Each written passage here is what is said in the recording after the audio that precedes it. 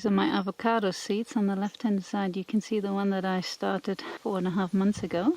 It's looking really good. I'll leave it in for another 4 weeks and then we can possibly plant it into the ground. And the other one I just started, but it's also already cracking up, which is good. They take ages to sprout, and then it takes 5 years for a tree to actually produce fruit. So this is just another project or experiment of mine. These are squashes and zucchinis. The ones that were transplanted actually got a mildew. So Kyra put some seeds in the ground and now they seem to look a lot more healthy. It's definitely growing, but not always producing anything productive. Interestingly, the cabbage, broccoli and cauliflower that was half chomped off by the iguana kind of recovered. It's growing, but it also takes ages to develop something edible. We've got some dill, peppers and cucumbers here. I've got some tomatoes ripening up here, but they have a blossom rot. We hope that the second lot is being a little bit more healthy. These tomatoes are looking good. It's a different variety. And we're also getting some big peppers now. Helen's coming back from the shopping.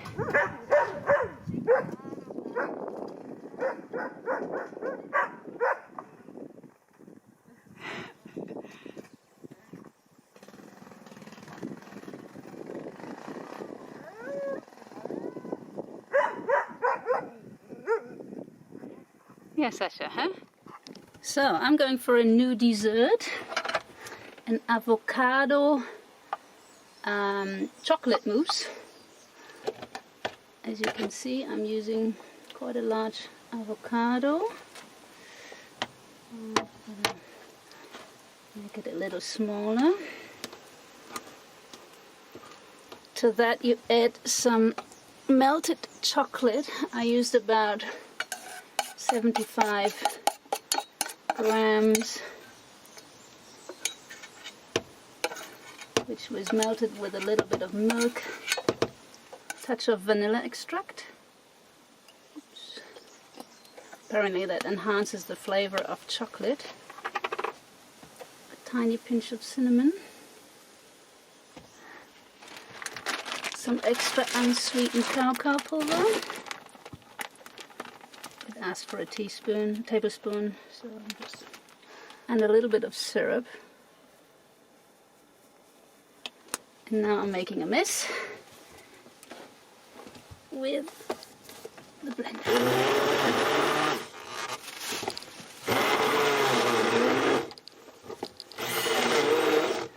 I told you it's a mess, but it looks good.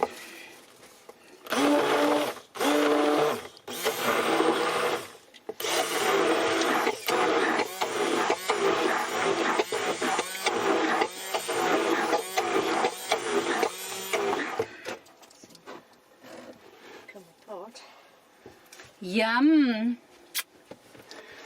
It looks messy, but it also looks delicious. Oh, try that. It's actually not too sweet.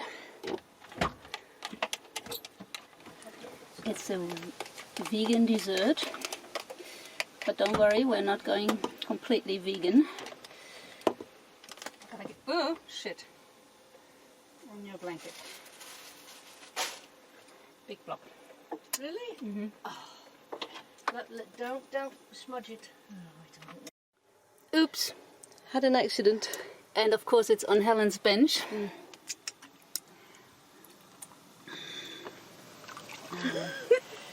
Yeah. This is I don't know whether this stuff. Oh, it might come out. Oh, look. It's just oil from the omega-3 oil from the avocado. So hopefully. Too bad.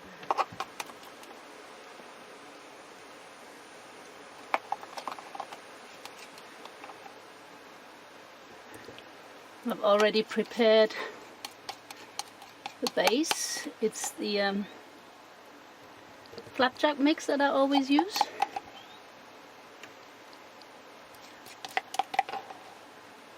Looks nice and creamy.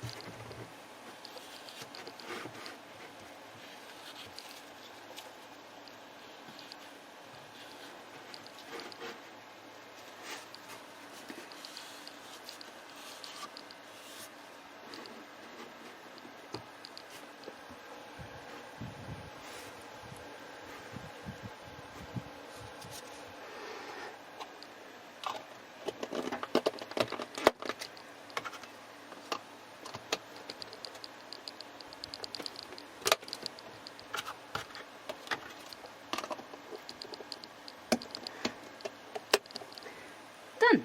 Now it's going in the fridge. So it's coffee time.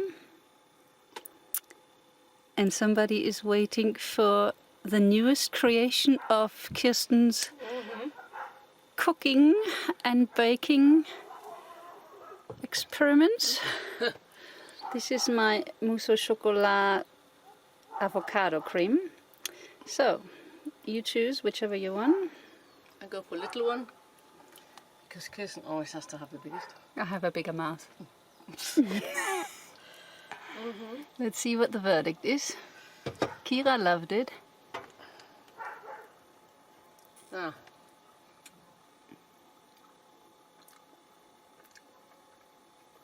Very different. Okay. So Helen is not No. too excited. No. It's not chocolate mousse, it's avocado mousse, but You can taste the avocado out of it. no. Let me try it. No. It's quite soft.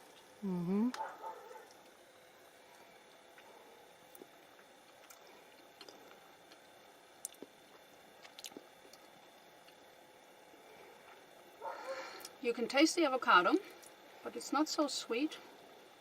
I actually like it. Could be a touch sweeter. Maybe more chocolate powder. I like it. Have a second bite. It gets better with a second bite. Take your time. Oh my god. The chickens are watching you. Maybe the chickens were upset all night. Aww. It's not even that long. I thought when it's No, so it's- thick, it's like... Oh, it's so beautiful. Wow. Looks like the reptile one, right? Yeah, It's this so is sh- reptile. It's a reptile one. Yeah, that's why it kind of looks like a frog head. Wow.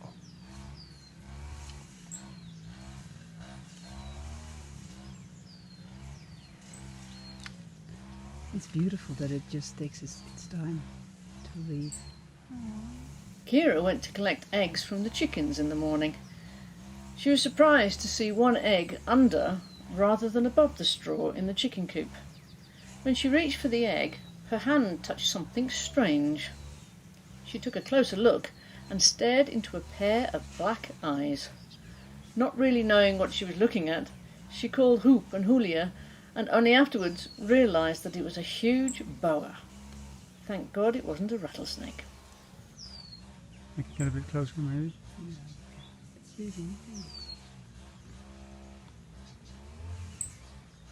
This is our path when it's not cut in the rainy season, but Gladys and Vidal, the two helpers of Jopanuja, used the strummer this morning to cut this part of the path already, so it will be much easier for us to walk again. It's really nice and green now. Our walking loop completely changed during the rainy season. Months ago, the path was super dry and easy to walk. Now the grass is high and green. You can hardly see the path now. This is the turn-off to Barichara. In the dry season we were allowed to go through this here. Now we have to make a little detour because Yopanjuya blocked off the path because people were using it to come towards the property. Now we're going around it. You have to watch for ticks now when you walk through the grass. I had one on my legs yesterday.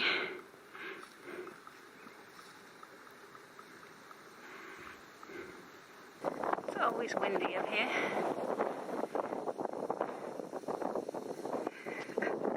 This is the sporty woman showing up again.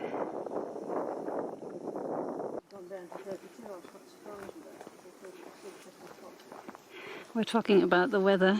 It's 34 today. And this is our climb over the wall.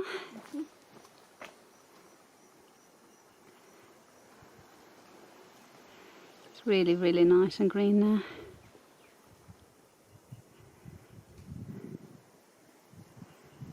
You can tell it's hotter today. Last time Helen was showing off. Here comes Kirsten over the wall. In her sporty pink. Don't have my sexy stuff on today.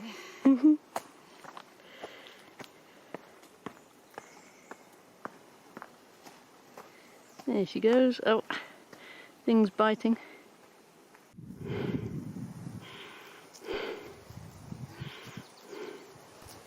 Two termite hills, one there. Where are they going?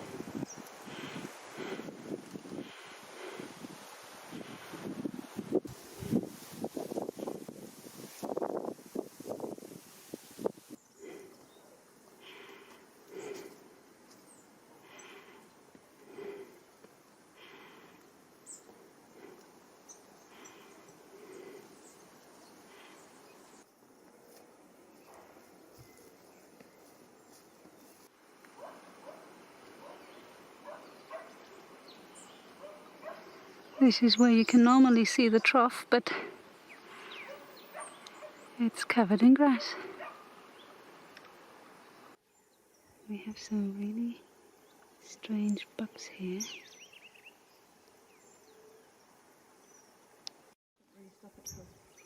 They obviously like this flower. They have very long kind of antlers.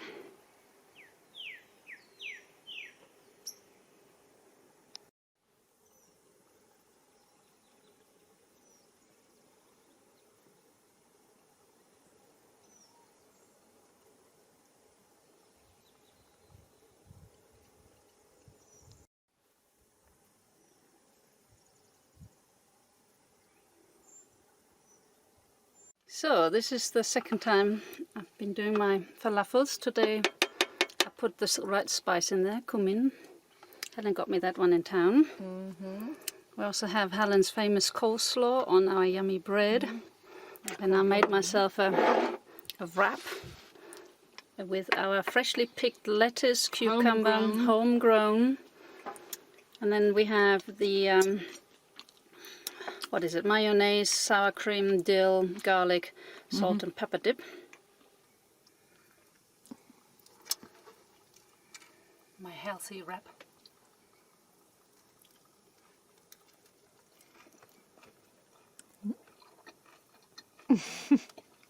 Delicious.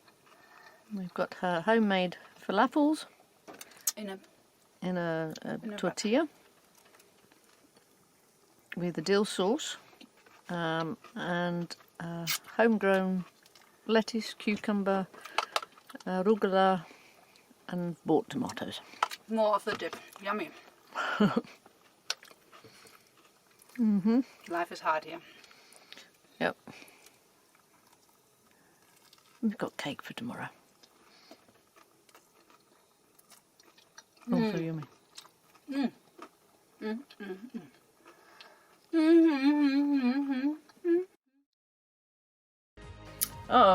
corona is coming back in Europe, and the US is still showing high numbers of cases.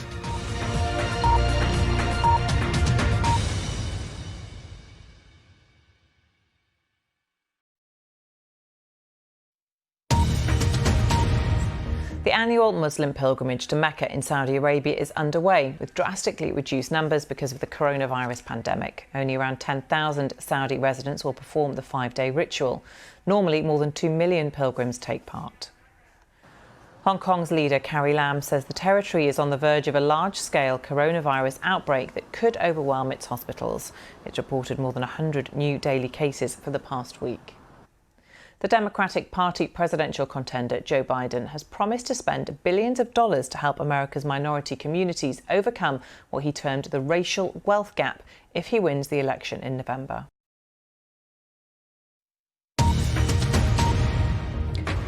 England recorded the highest levels of excess deaths in Europe across the first half of the year, according to new figures showing the impact of the coronavirus. New guidance for people showing symptoms of COVID. Officials are expected to extend the isolation period from 7 to 10 days in England over fears of rising case numbers in parts of Europe. Australia suffers its worst day since the pandemic began, with rising numbers of both cases and fatalities.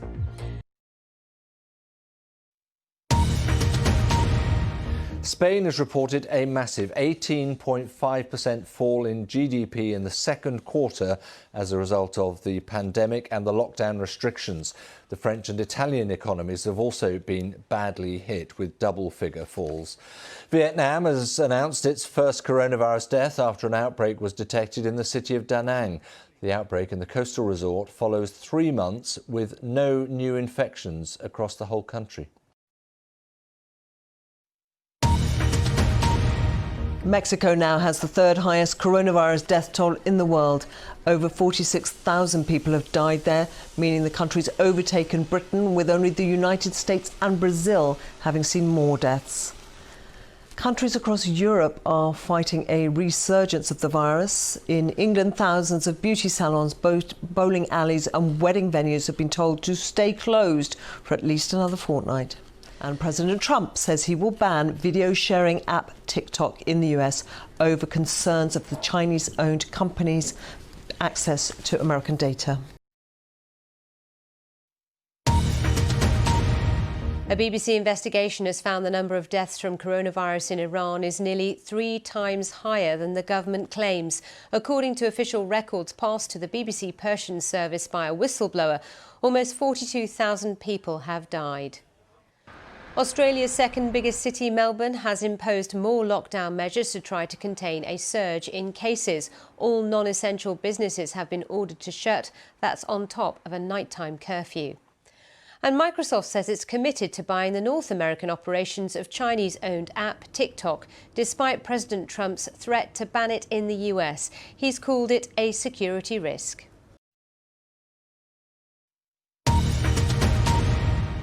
President Trump has again claimed the coronavirus outbreak in the United States is receding and has criticised one of his own top medical advisors for saying the outbreak is now a greater threat than when it began. The US has the highest number of reported COVID infections and deaths in the world. And in fact, latest figures show American cases rose on Monday by at least 48,395. Deaths rose by at least 582.